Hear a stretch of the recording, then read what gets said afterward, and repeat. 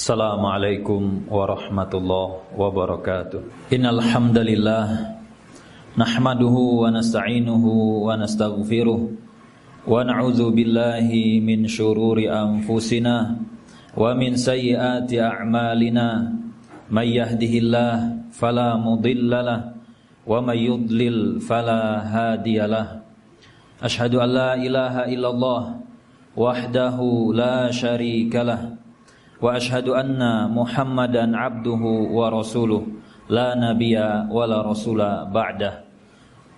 Qala Allah Ta'ala ya ayyuhalladzina amanu taqullaha haqqa tuqatih wa la tamutunna illa wa antum muslimun. Fa ya ibadallah usi nafsi wa iyyakum bitaqwallah faqad fazal muttaqun.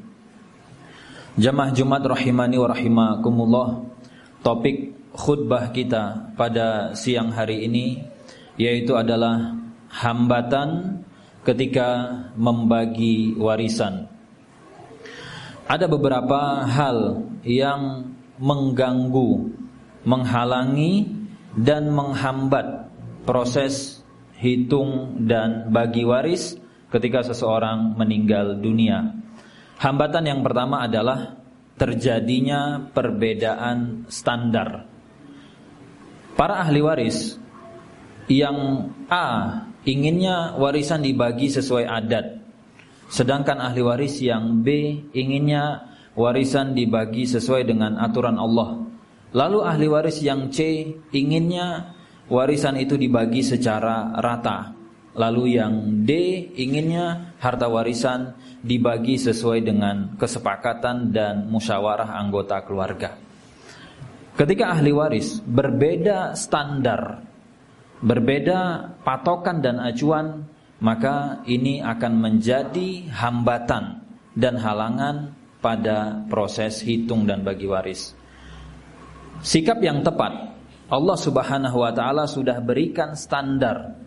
Allah sudah berikan patokan, acuan yang harus dipakai dan digunakan oleh seorang muslim, yaitu seperti yang Allah tegaskan dalam Quran surat An-Nisa ayat 11, 12, kemudian 176. Maka tidak ada pilihan bagi kita untuk mencari standar, mencari metode, mencari cara yang lain, karena Allah sudah berikan dan Allah statekan di dalam Al-Quran, faridatan minallah. Itu adalah sesuatu yang sifatnya memaksa, sifatnya wajib dari Allah. Dan Allah katakan innallah kana aliman hakima. Yang ngasih aturan itu adalah zat yang alim, maha mengetahui, dan zat yang hakim, maha bijaksana. Kemudian hambatan yang kedua yang membuat proses hitung dan bagi waris terganggu adalah tidak jelasnya kepemilikan harta. Pada saat seseorang wafat, ahli waris bingung mana harta yang itu miliknya si mayit dan mana harta yang bukan miliknya mayit. Dan bahkan kejadian di tengah-tengah kita ketika seseorang hidup, dia sendiri bingung mana harta dia, mana yang bukan harta dia. Mana yang milik dia, mana yang milik istri, mana yang milik istri, mana yang milik orang tua. Sehingga ketika kita masih hidup, selain kita memperhatikan bagaimana cara kita mendapatkan harta, yang perlu diperhatikan juga adalah diperjelas status kepemilikan harta tersebut. Apakah itu harta kita atau bukan milik kita? Jika milik kita, apakah itu 100% punya kita atau sekian persen ada bercampur dengan kepemilikan orang lain? Pada saat kita wafat, ahli waris tidak bingung lagi. Itu hambatan yang kedua. Hambatan yang ketiga, ketika ingin melakukan proses hitung dan bagi waris adalah hibah yang tidak tuntas. Masyarakat bahkan kadang bingung apa bedanya hibah dengan wasiat dan apa bedanya dengan waris. Sederhananya, hibah itu adalah transaksi perpindahan kepemilikan yang dilakukan saat pemilik harta masih hidup. Sehingga ketika pemilik masih hidup, lalu dialihkan kepemilikannya kepada penerima hibah, maka itu ketika terjadi akad dan terjadi serah terima saat hidup itu disebut dengan hibah. Tapi ketika hanya sekedar akad, ini untuk kamu ya, ini untuk si C ya, tapi tidak terjadi perpindahan kepemilikan, hanya omongan saja, itu tidak disebut dengan hibah. Dan masalah di masyarakat ketika ayah bilang tanah ini untuk kamu, tanah itu untuk dia, tapi tidak ada balik nama di sertifikat, kendali masih di ayah, ini tidak disebut dengan hibah.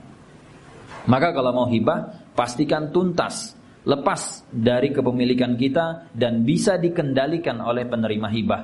Artinya penerima hibah mau jual dia bisa, penerima hibah mau wakafkan bisa, tanpa harus izin, tanpa harus ada kendali dari kita. Itu hambatan yang ketiga.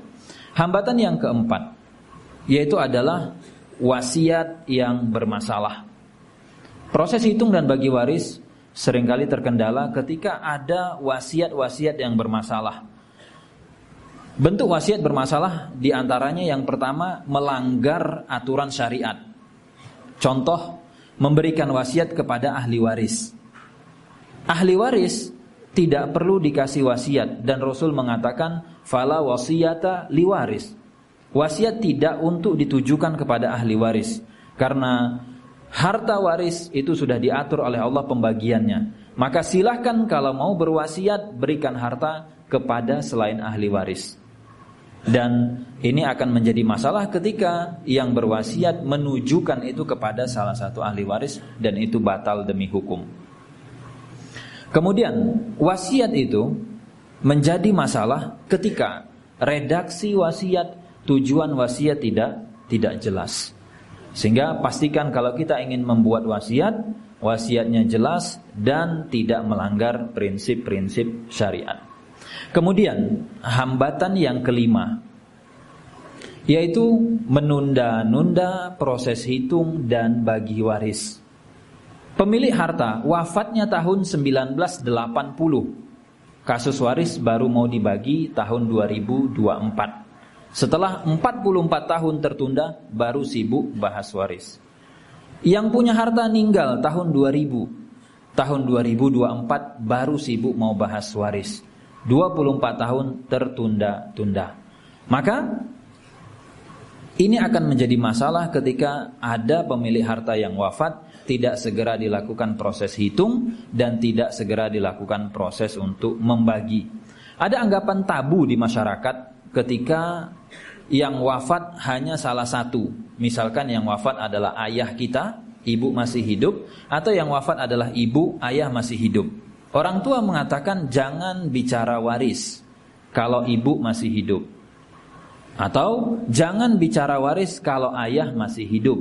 Ini adalah bentuk kekeliruan di masyarakat. Karena kita bicara hitung dan bagi waris ketika pemilik hartanya meninggal dunia. Tidak harus nunggu dua-duanya. Buktinya apa? Allah yang bilang di dalam Quran surat An-Nisa ayat 11 ayat 12. Di situ Allah nyatakan dengan jelas dan tegas, kalau yang wafat istri bagian suaminya berapa? Kalau yang wafat istri bagian suaminya berapa? Sehingga menunggu hitung waris, bagi waris setelah semua orang tua wafat, ini termasuk di antara bentuk hambatan yang seringkali mengganggu dan menghalangi proses bagi waris. Itu 5 hal dan semoga keluarga kita tidak ada sengketa dan tidak ada ribut dalam urusan waris. Aqulu qouli hadza astaghfirullah li wa lakum wa lisairil muslimina min kulli dzamb fastaghfiru innahu huwal ghafurur rahim. Alhamdulillah wa kafa wa salatu ala habibinal mustafa amma ba'd. Di khutbah yang pertama kita sudah tahu ada 5 hambatan yang mengganggu proses hitung dan bagi waris. Yang pertama yaitu beda standar.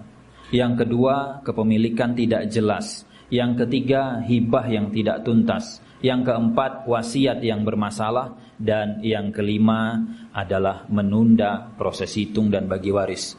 Kemudian yang keenam, ketika kita bicara hambatan dalam urusan warisan, yaitu sertifikat kepemilikan menggunakan nama orang lain. Dalam kajian fikih, ketika pemilik meminjam nama orang untuk ditulis dalam sertifikat, itu tidak mengubah kepemilikan. Betapa banyak orang pinjam nama tetangganya, pinjam nama temannya, pinjam nama kenalannya untuk membeli aset tertentu, entah kendaraan, entah properti, maka itu tidak memindahkan kepemilikan. Termasuk ketika suami beli aset di atas namakan istri. Suami itulah yang bisa menjawab apakah niatnya hanya pinjam nama istri atau dia memberikan itu untuk istri. Kalau pinjam nama istri itu miliknya suami, suami wafat itu jadi harta waris. Walaupun memang terjadi perbedaan ketika kita menggunakan standar legal formal hukum positif yang disebut pemilik adalah yang nama tertulis di sertifikat. Maka tolong diperhatikan ketika nama kita dipinjam untuk kepemilikan atau ditulis di sertifikat aset. Dan kemudian yang ke-7, dan ini adalah yang terakhir, yang menghambat proses hitung dan bagi waris adalah tidak tahu ada fikih waris. Umat Islam tahu ada fikih sholat, ada fikih puasa, ada fikih zakat, ada fikih haji, ada fikih toharoh. Tapi dia berpikiran bahwa fikih waris itu tidak ada. Jawabannya ada. Dan itu jelas tertuang dalam Quran surat An-Nisa ayat 11, 12, lalu ancamannya 13 dan 14. Sehingga terkadang orang melakukan pelanggaran karena memang tidak tahu. Dan yang kedua adalah dia tahu ada aturan tapi dia kalah oleh nafsu. Jamaah sholat Jumat rahimani wa rahimakumullah, maka belajarlah fikih waris dari sekarang. Edukasi keluarga kita, perjelas kepemilikan kita, dan jangan sampai kita wafat, orang-orang setelah kita ternyata mendapatkan efek buruk, fitnah dari kematian kita, yaitu mereka rebutan harta warisan karena kesalahan kita tidak belajar dan kesalahan kita tidak edukasi keluarga tentang fikih waris. Innallaha wa malaikatahu yusholluna 'alan nabi ya ayyuhalladzina amanu shollu 'alaihi wa sallimu taslima. Allahumma sholli 'ala Muhammad wa ala ali Muhammad kama shallaita ala Ibrahim wa ala ali Ibrahim innaka Hamidum Majid. Allahumma barik ala Muhammad wa ala ali Muhammad kama barakta ala Ibrahim wa ala ali Ibrahim innaka Hamidum Majid. Allahumma ighfir lil muslimin wal muslimat wal mu'minin wal mu'minat al ahya'i minhum wal amwat innaka sami'un qaribun mujibud da'wat ya qadhiyal hajat.